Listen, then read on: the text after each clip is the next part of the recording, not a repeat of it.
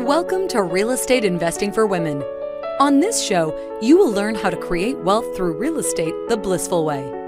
That means with very little stress and very little time.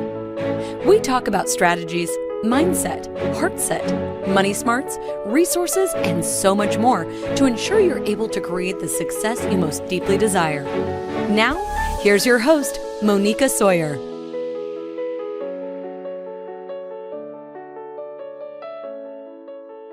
Today, I am so excited to welcome back to the show, Wendy Papasan. Yay! Hey, guys. Hey! Wendy leads a top real estate team in Austin, Texas. Prior to getting into real estate, she was a stay-at-home mom making no income. In just over a decade, the Papasan Properties Group at Keller Williams has helped more than 1,600 families, totaling more than $600 million in home sales. In addition to her real estate business, Wendy is a co-founder and chairman of the board for Her Best Life. I can't wait to hear more about this. It's a $1 million startup that helps women build big business and even bigger lives, which she's done for herself. Wendy is also a co-host of the award-winning podcast Empire Building, and as an active real estate investor for nearly 2 decades, she is passionate about helping others understand how money works and how to build wealth. A community activist and philanthropist, Wendy is active on the board of KW Kids Can, a nonprofit that helps young adults think bigger and find their mission. She and her husband have helped raise more than $1 million for children with cancer. Ladies, I hope you can see why Wendy and I are so aligned. We have so many of the same values. Anyways, in her spare time, Wendy enjoys trail running, international travel. Yay, so do I. And spending time with her family. Yay, so do I. She is married to New York Times bestselling author and Keller Williams Vice President of Strategic Content, Jay Papasan. You guys know that I love talking about the book, The One Thing, and that is what Jay Papasan co-authored, by the way. Yes. And they are the proud parents of 2 teenagers and a dog named Taco. Awesome. Yeah. You have the best laugh. You really have the best laugh. I love your laugh. Thank you. Thanks. And I love our conversations. We were sitting in the green room just chatting away, and I can't wait for Wendy to just share with you ladies all this cool stuff she's got going on. Well, thanks for having me back. Yeah, it's a pleasure. Certainly. It's nice to see you again. So today, Wendy, you know, I love that you are the woman that likes to talk about leverage. Leverage is the magic to life, right? So yes. And the 2 things that you talk a lot about are leveraging time and leveraging money. So when I talk about money and time, both we never have enough of, right? Yes. But money we could always get back and make more. Time we cannot. Absolutely. Time is the ultimate commodity. It's the thing that we once it's gone, it's gone. Once it's gone, it's gone. Yeah. Right. Well, it's also the great equalizer. That's the thing that everybody has the same amount of every single day. That's exactly right. Exactly. We all have 24 hours in a day. Yeah. That's right. So let's talk about how we use it. Yeah. Yes. And that's what you're good at, right? Is how do we use it? Yeah. So let's start by talking about leveraging time, and then we'll move into leveraging money. Does that sound fun? That sounds great. Yeah. Perfect. Sounds good. So talk to me a little bit about how you see leveraging time, and like, what does that look like for you in your business? And sure. Yeah. Well, I mean, the gift that I got when I started my real estate business was my kids were 3 and 5, and I had been a stay-at-home mom for 5 years. And so I wanted to continue having a relationship with my kids. Mm-hmm. And so I leveraged myself right away, which was, you know, I got some help on the contract to close side pretty much from my first deal. And so that taste of leverage really helped a lot. And I think for me, you know, I was very committed to picking up my kids. I really worked part-time my first couple of years in real estate. And so I was picking up my kids at noon, and that kind of compressed schedule made me really appreciate this idea of leverage, because I think a lot of people, when they start out, they actually have too much time in real estate. They don't know what to do all day long. So it kind of forced me to focus on the things that matter most. And that's really the key to leveraging your time, is understanding what your priorities are. You know, a lot of people wander around and they don't really understand what their priorities are. Mm-hmm. So talk to me a little bit about that. How do you define those priorities? And then how do you create the leverage required to live by those priorities? Yeah.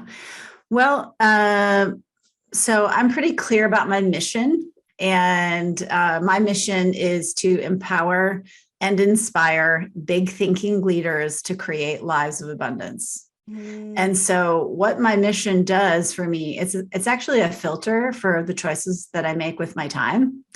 And a lot of people don't really understand or know why they're on this planet. I believe really strongly that everybody's here for a reason.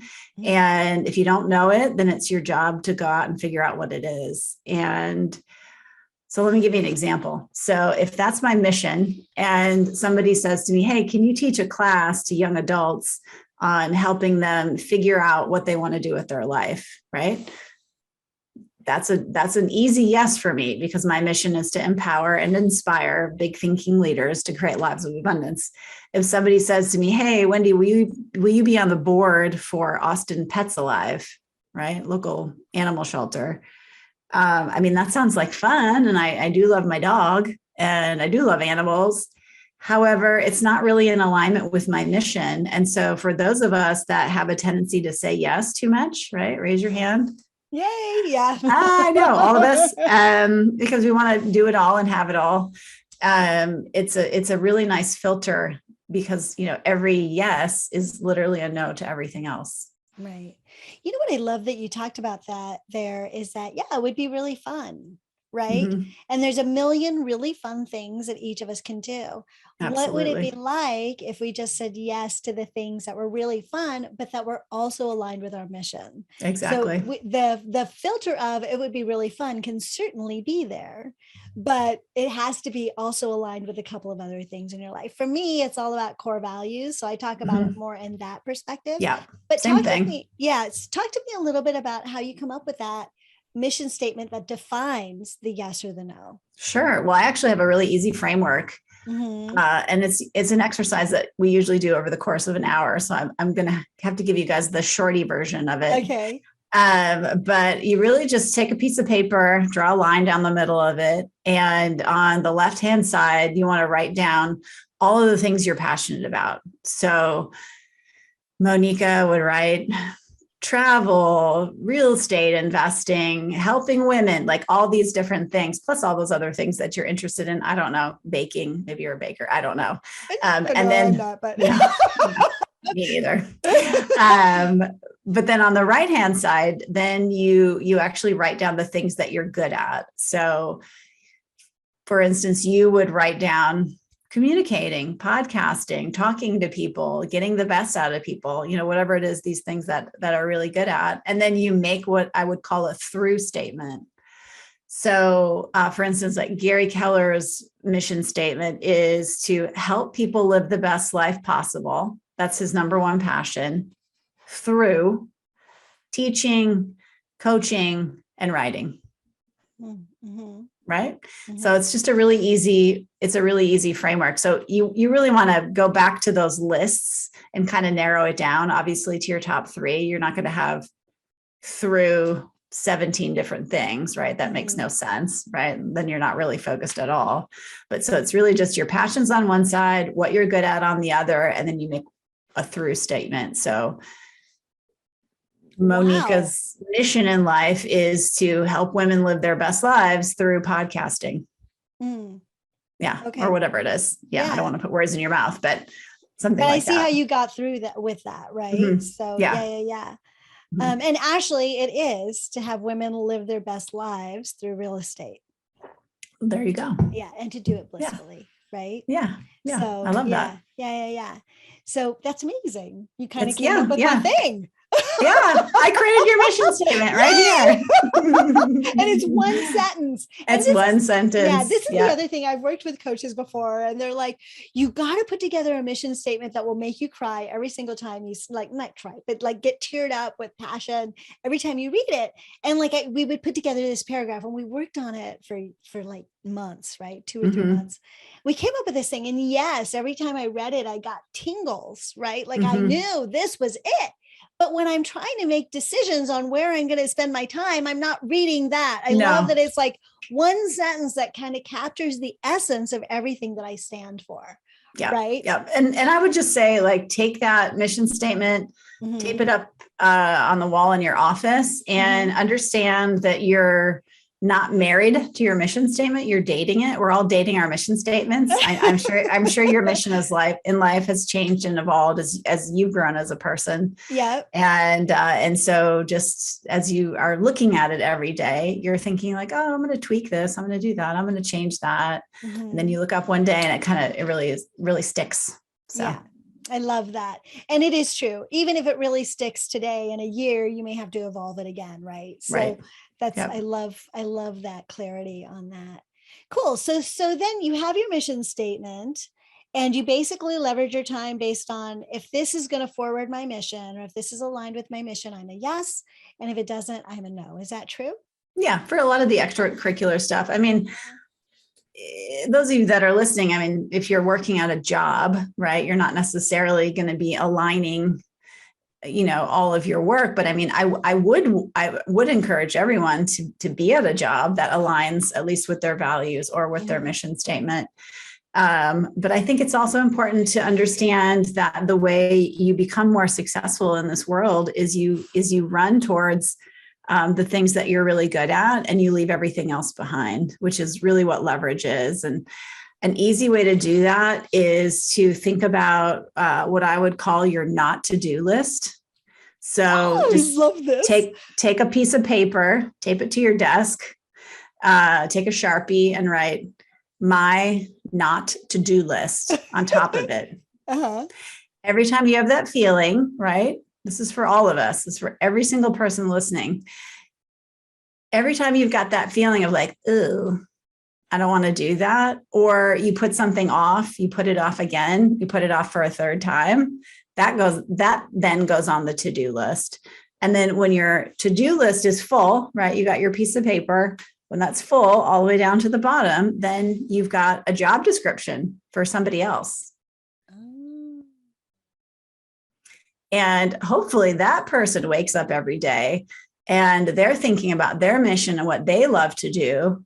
And it's what's on your not to-do list. And then you can continue to fire yourself from the things that you're not good at. And your role gets smaller and smaller and smaller. In some ways, your life gets bigger and bigger typically, but your role gets smaller and smaller, and you get better and better and better at it. And that's really what success looks like. I mean, doing a deep dive into the things that you're really good at. And I think honestly, women, especially, a lot of times we're good at all the things, we're too capable, we're good at this, we're good at that, we're good at that. And we keep all that stuff because we're pretty good at it. And what ends up happening then is you never become an expert at anything. And that is how you will get paid the most from your work, is when you become very, very good at it. Nobody who's good at everything, kind of good at everything, ever got paid a large sum of money. That's just not how it works. Well, actually, I'd like to give a little perspective on that, because I know people that run businesses. This is in tech though, so it's a little bit different than in real estate or whatever. Even in real estate though, they are in tech, they're a consultant, and they run the whole show. They're a one-man shop making $1 million a year. Yeah. Right? But they run the whole shop, which means they're working 14 hours a day. The relationship with their children is not as good as they would like it to be. Right. They're up at night thinking about all the things that they need to do. So they're not getting rest. They're getting heavy and unhealthy, right? So they've got all these other things, but they're able to do everything, and they make a lot of money. So what I'm saying, there's two things that I'm trying to say here. There's a huge sacrifice that we make in life to do everything. Yeah. You're not leveraging your time that way. You're basically trading time for dollars, right? And a lot of those things, like I've actually had this conversation, right? Well, if I'm doing all of those things, so now I'm working 14 hours a day and I make $1 million a year, I'm making this much per hour, right? First it's, well, I make this much as a consultant. No, divide it around everything. And this is what you're making per hour. They're like, I'm making $2,000 an hour. That's pretty good. Yeah. And what if you paid someone $500 an hour to do those jobs. Yeah. You now have a better relationship with your kids. You're able to work out. You're not working as hard. And guess what? You might take it up to $2 million a year because you're not so 100%. tired. Right now, your brain is more fresh and you're focusing on the things that you have expertise in and growing that expertise. Right. Well, and you're also not going to burn out, right? That's the thing. You're also not going to burn out, and you're not going to look up after your kids have left the house and be filled with regret. Mm-hmm. Exactly. So it's, you know, we can be really successful doing it all. Some of us are just that good. Yeah. Well, no, I think you can have it all. Yeah. I just don't think you can do it all. That's right. Right. And I'm with you on that. Yeah. Mm-hmm. Exactly. And so, so what I'm saying is just kind of take a look at that, because there's a lot of different ways to look at the cost of trying to do it all yourself. Right. It's not just monetary either. Right. But even those people that are doing it all, I still believe that they've got help. You know, they might have help at home. They've got a housekeeper. You know, they are probably leveraging some part of their life. Absolutely. You know? Absolutely. Absolutely. Oh yeah. They have to. You can't, otherwise they'd be on the road and like never taking a shower. Right. So yeah. That would be good either. Yeah.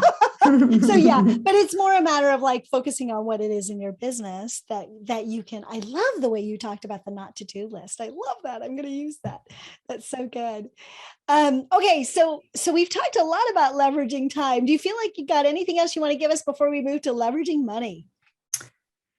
Well, I do. So I actually think that for a lot of women, especially, leverage starts at home. Mm-hmm. And no matter where you're at, you get to leverage the things at home that you don't want to do as well. Like my friend Via always says, kids don't remember who made the dinner. They just remember that you all sat down together as a family and had dinner together. Mm-hmm. And so I think especially for women, sometimes we, you know, because if you think about it, we're really only, 50 years removed from our mom's generation who couldn't even have their own checking account. It's very short in time. And so there's a lot of feelings that we have as women. I mean, we're sexist about ourselves. You know, it's impossible to be a woman in America and not be sexist, even if you're a woman, because you have beliefs about what women should do. And so we're constantly, that's part of where the guilt comes from, is that we feel like we should do everything that these moms did in the 50s and then also be a working professional mom. And it's just impossible. It's literally impossible to do without burning out. And so you got to do your not to do list at home first. Mm-hmm. I just want ladies to sit with that for a minute, because that is not something we talk a lot about. So ladies, you've heard from me that I have a wash and fold to do my laundry, right? It costs me $125 every time I do it. I go every 2 weeks, right? So they hang up all my husband's shirts, they put together all my socks, and they do all my laundry, and they do my red separately because I wear a lot of red, right? So they know how to work for me. It's $125. And how much time? That's 10 loads, 15 loads of laundry. How much time would I have spent washing, drying, hanging up my husband? I just did laundry. Folding and putting away. I know all of this. I guess you stuff, probably right? still have to put it away, but yeah, we still have to put it away unless you've got an organizer. I've got that too. But you can, but the putting away is a fraction of the time of doing all of those other pieces, right? Yeah. And then what do you get to do with that time? You don't have to work. This is the other thing. You don't have to work with that time. That can turn into leisure time, because you do observe breaks for your brain. You could get a hobby, ladies. What's a hobby? What the F is a hobby? Right? Leisure time, or time to cuddle with your dog or your little person, or go to a soccer game, or whatever it is. It doesn't have to turn into work time. Because you're leveraging your personal time does not mean that it has to turn into work time. It has to turn into you time, whatever you choose to use it for. So I do the wash and fold thing. Another thing, my husband, when we got married, he promised me, Monica, you will never scrub a toilet as long as you live with me. and we were dead broke. I mean, we made nothing in those early days. We still had a maid because that was a high priority for us. And during COVID, when the maid wouldn't come, so I thought that I put in this little pill into the tank and the toilet was staying awesome. No, my husband did the toilet Oh, because he that's so promised me I would sweet. never scrub it. Right. So isn't Oh, it that's so amazing? sweet. I found Yeah, out about that's it so a year and a sweet. half later when he finally admitted it. Oh. So it's like, oh God. So but I did Monica's think that. like, haven't you guys tried these things? They work amazing. My toilet was never cleaner. I don't even know why I got a housekeeper. My husband's like, no. I thought I was brilliant. Anyways, it's one of those things, like even when things have been really, really rough for us, I don't always have a wash and fold, but I always have a house cleaner. So we have a right. I hate to say that we have rights and we deserve. Those aren't words that I think I like to use that often, but ladies, we should take care of ourselves. Well, also, you also can put other people to work. You know what I mean? It's weird in America where we feel like we have to do everything ourselves. If you go to other countries, it's actually an obligation as you're building wealth to put other people to work. That's exactly right. It's super weird what we do here. It's just super weird. We feel like we have to do everything ourselves. And I can tell you firsthand, you can have a big impact on people. My housekeeper, she's from Ecuador. She actually owns 3 investment properties in Ecuador because she's been my housekeeper for 12 years. I'm always talking about this stuff. And so she ended up buying 3 investment properties herself. So you can have a big impact on the people on your world as well. Yeah. And you're making jobs. That's for sure. Right. You're helping the economy, all of those things. So yeah. So I totally love that. Thank you for bringing that point up. It's so important. Sure. Okay. So let's move to leveraging money. Talk about money. Yeah. So talk to me about what it means to you and some of your strategies around that. Well, so, I grew up in a small farming community in northern Minnesota. I would say I was like lower middle class. A lot of my extended family was farmers. And the idea of real estate investing, owning your own business, anything like that was just very weird. And nobody leveraged anything. My great grandmother, who worked on a farm her whole life, she actually ran the family farm for many years. She shoveled her own walk. This is in northern Minnesota where it snows 8 months out of the year until she was like 97. So the mentality was you just do everything yourself. And I can remember when I joined Keller Williams. So after I was a real estate investor first, and then I became a realtor. And I started to understand this idea of moving away from scarcity to an abundance mentality. And I realized that, money is flowing freely through the universe. I really believe that. And I know there are some people listening that are struggling and you may not understand that, but it is really true. There's lots of money out there. And so the trick is really to understand that there's always enough money. And the amazing thing about real estate investing is you get to leverage money to create more wealth. And unlike any other investment, you get to buy something at a fraction of the cost and complete strangers pay your mortgage off for you. What? Like you tell people, like for instance, from Russia, you say, listen, you can buy a property for 20% of what it's worth. 20% of what it's worth. They look at you like, what? My family had to save forever to pay for 100% of the property. And so actually foreigners come here and they're like, why doesn't everybody own 10 properties? I'm like, I don't know. Tell me why. Yeah, it's really crazy. So the idea of leveraging your money, like imagine going and purchasing Tesla stock and calling up E-Trade or whatever and saying, you know what, I really only have I want to buy 100 shares, but I can really only afford 20, but I like to buy 100 and only pay for 20. E-Trade is going to be like, no, you can't do that. Mhm. Right. So, and you get to do that in your business too, because you get to leverage money in order to make more money. So yeah. So Yeah. that's leveraging money. Super easy, right? Leverage in a nutshell there. Right. So I'd like to just emphasize, we talk about leverage a lot on this show. Ladies, you know, it's my favorite topic, but let's go into it just one more time. Leverage is simply you take a small amount of money to control a large asset and to get the benefits from the asset. So I hear a lot from people, I don't want to be a slave to the bank. Mm. Okay, so you can choose. You can be a slave to whoever owns the majority share of your asset, or you can be a slave to your landlord. One will kick you out and the other will not. You know, Yeah. when their life changes, right? Mm-hmm. So who are we a slave to?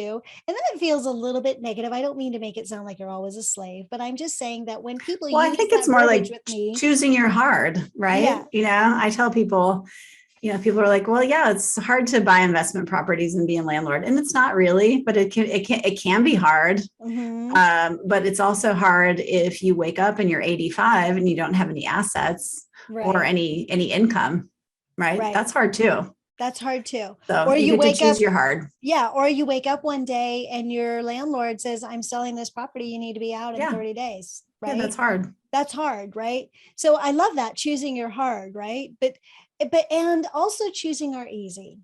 Like there's these things are hard, but understand that on the flip side of that, there's an awful lot of easy. There's an Mhm. awful lot that it gives us, Yes. right?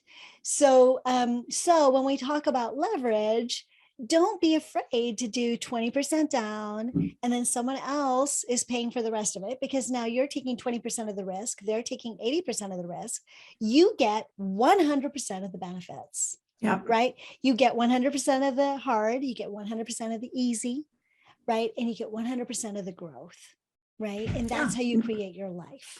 Well, here's another way to think about it is Mhm. I tell my real estate clients who have young children, I say, would you like to pay for college 20 cents on the dollar? Mhm. Ooh, yeah.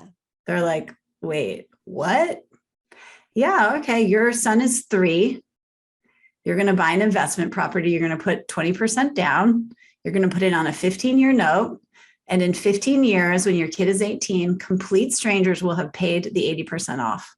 And you'll have it asset free and clear, and you can sell it and your kid can go to college. Mhm.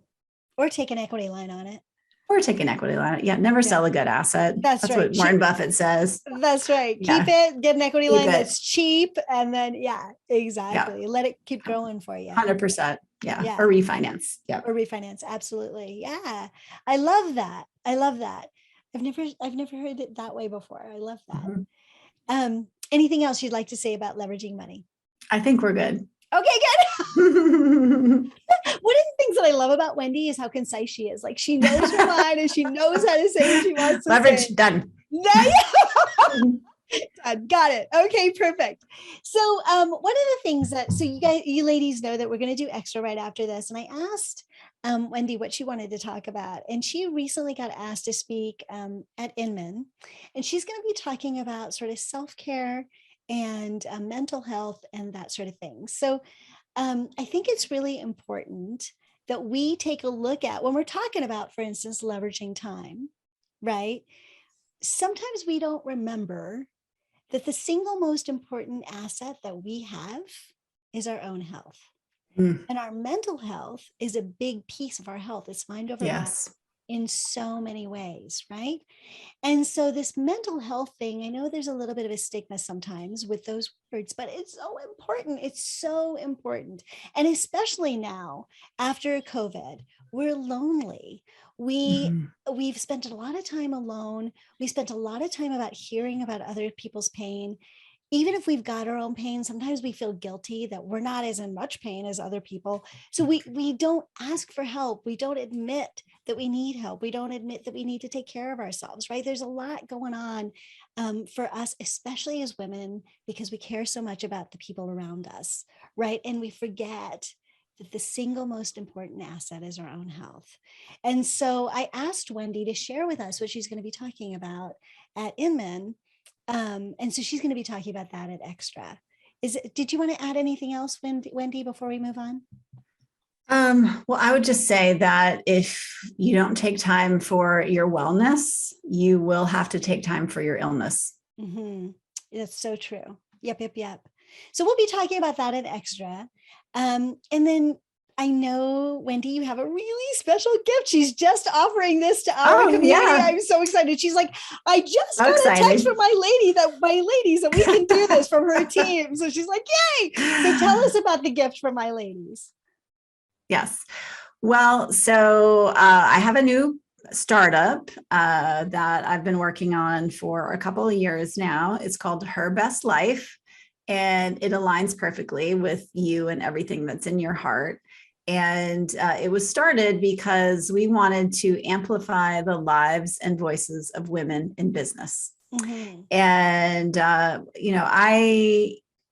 I believe that it can be leadership lonely. It can be really hard to run your own business and to just be at a party, maybe with other moms in your neighborhood, and not really be able to have a connection because they're talking about, oh, it's so hard to go to Target. And maybe you're talking about like, it's so hard to go to Target and run this $5 million business I've got over here. And so we started this business with the idea that it can be leadership lonely for women, and it's called Her Best Life. You can go to herbestlife.com, and we have several memberships, and one that we're launching this month is our Net Worth Club. And for those of you that don't know what net worth is really the number that you should be focusing on in your personal life. It's like your personal P&L, your personal profit and loss statement. A lot of times we focus only on the income, right? The top line revenue, but we don't really focus on the profit, which is really our, the sum of all of our assets. So net worth is everything you own, all your assets minus all your debt. And so we're launching a club where we track our net worth, but we track it together. So we meet once a month. We take turns sharing information that's of value. Sometimes we talk about cryptocurrency. Sometimes we talk about having the right insurance for your business. Sometimes we talk about real estate investing. I mean, all the things really. And so it's $24.99 a month, $25 a month. It's a really low price because this is like my passion. And I just want everyone to be able to get in there and do this, because I really believe that this one habit, tracking your net worth, is really how my husband and I have built a lot of our wealth. And so you can go to networthclub.com and type in the code BLISS. Right? Yeah. Bliss, of course. Yeah. And you guys can get 3 months free. So it's a $75 value. If you're not into it, of course, you can jump out. And this is something only for you guys. It's just something we invented literally 5 minutes ago before I got on the podcast, because I was reading my email from your team this morning, and it said, if you have something to offer. I was like, oh, I do have something to offer. So yeah, I hope you guys can join us. Yeah. So it's 3 months free. And then if you love it, you stay, and it's only $25 a month. Otherwise, and it was so cute because I was asking Wendy, so what's the price afterwards? She's like, there's no obligation afterwards. Like if you don't love it, you don't stay. So that's right. That's awesome. So come check it out. Yeah, it's networkclub.com. And then you're going to put in code BLISS. Surprise. Yep. BLISS. Yeah. That's perfect. I'm going to join. That sounds really amazing. And it's really interesting because I hear this all the time. People will say, like, because I asked this question, right? And I'm going to ask this question of you in just a minute. But, what is one daily practice that you do? And so they'll talk about their daily practice. And every once in a while, someone in the green room will say, well, do you know what my monthly practice is? That has led to all my success, and it's tracking their net worth. It's not tracking their profit and loss. It's not, tracking what they did right or wrong, although they do those things. Successful people do those things. But the thing they feel has built their wealth the fastest is really being aware of their net worth. And so I love that. Yeah, awesome. It's really true. It's true for us. And it's a practice that we have practiced probably for, I would say at least 17 years now. So Wow. yeah, I know. Okay. It's crazy. Yeah, I I'm so love that. old. No, you're not old. We're the same age. You don't get to say that. But you have fantastic skin. Oh, thank So you. there you go. Thank you, by the way. Okay, you good. So you ready for 3 rapid fire questions? I'm ready. Yeah. All right. So tell us one super tip on getting started investing in real estate. So I honestly, this is a little self-serving, but I honestly believe it's true. I had someone who was kind of on the operations side of my team, and she had her real estate license, and she kind of hemmed and hawed about getting into real estate. And I just said, listen, you need to sit down with so-and-so, who is the best investor realtor on my team. And this person on my operations team had been looking at buying our investment property for like 18 months. Mm-hmm. She sat down with the investor realtor on my team, and within 6 weeks was under contract. Nice. So my tip is to get in touch with a realtor who does investing, right? I mean, if you're a realtor yourself, even if you're a realtor yourself and you don't do investing, hire someone, right? Mm-hmm. Because they're gonna give you the confidence you need in order to actually pull the trigger. It'll be the best money you ever spent. I love that. I love that. And really focus on getting a realtor who does investments. So not Yes. just deals with investors, but as an investor themselves is the very best. Yeah. Right. So awesome. And then what's one strategy on being successful in real estate investing? This is not really a tactical strategy, but it's really just being in it for the long haul. Yes. I mean, we've made, this office actually that I'm in, I bought this house before I was a realtor in 2006. I bought it off Craigslist. And it's darling. I mean, when I bought it, I didn't even know what I was doing. Like one of the bedrooms, 2 bedrooms, it's 670 square feet. It's tiny. It's on a busy street. And one of the bedrooms doesn't even have a closet. Like I would never tell one of my clients to buy it today. And, I bought it for $135,000. I just added on 750 square feet. I moved my office in here.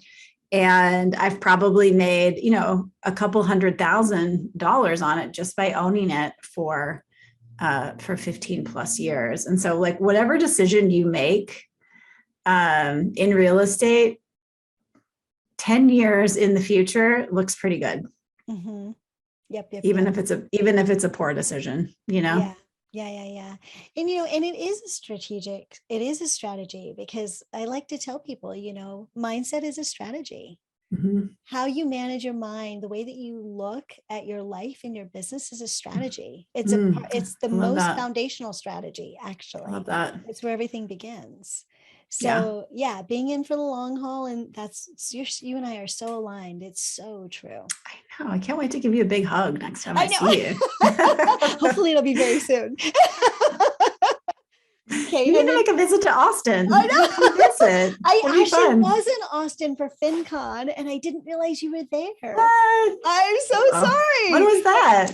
It was in I want to say September of last year, but it's coming. Oh no, this year it's in LA. We'll figure it out. We'll figure it out. I'm hoping to come to your live event in October. So we'll figure it out. Perfect. Then. Yeah. Good. And ladies, I just opened up a can of worms. She's got a live event. So contact her, find out what that's all about. Yeah. You can go to Her Best Life. We are sold out, but okay. Perfect. We're going to get you a ticket. Okay. I like that. And so Her Best Life is actually, it's on October 26th to 28 in Scottsdale, ladies, just so you know kind of what's going on. All righty. Okay. So tell us one daily practice you do, Wendy, that contributes to your personal success. So I think this goes back to our conversation about wellness. So I think the thing that contributes to my success the most is really getting up. I'm up at 5 o'clock every day, and I'm working out with a trainer in my gym at 5:30.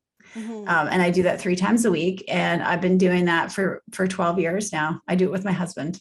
And 12 years ago, it was a very expensive proposition for us to do that. And it's honestly still pricey. But that habit allows me to get to do everything else. I'm up early. I get a lot of things done. By noon, I've packed more into my day than most people do in a week. And it just gives me the energy to do what I need to do every day. So I love that. Awesome. Yep. Thank you for that. Yes. So thank you so much for everything you've offered on this portion of the show. It's amazing. My pleasure. Yeah. And I can't wait to talk in extra about self-care and mental health and us ladies, how we can prioritize ourselves so that we are able to do all the things in life we really want to do. So we'll talk about that in extra. Ladies, if you are not subscribed to extra, please go to realestateinvestingforwomenextra.com. You can subscribe there. You get 7 days for free. So check it out, realestateinvestingforwomenextra.com. If you're subscribed, stay tuned. We've got more. And for those of you who are leaving Wendy and I now, thank you so much for joining us for this portion of the show. I hope you found it as amazing as I did. Yay! And I look forward to talking to you next time. And until then, remember, goals without action are just dreams. So get out there, take action, and create the life your heart deeply desires. I'll see you soon. Bye. Bye. I hope you enjoyed today's show. If you'd like to find out more about how to become a blissful millionaire, go to blissfulinvestor.com. See you next time.